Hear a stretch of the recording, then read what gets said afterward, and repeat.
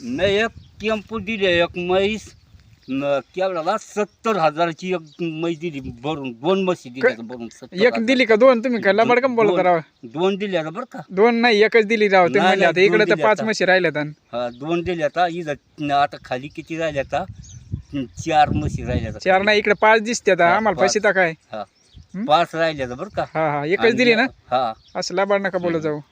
म्हैस 70,000 दिली, 50,000 देऊन टाकायची आपल्याला बरं का. हा, आणि 4 म्हशी दूध देतात. पण किती देते आता दूध? किती लिटर जात आहे तुमचं डेअरी दूध?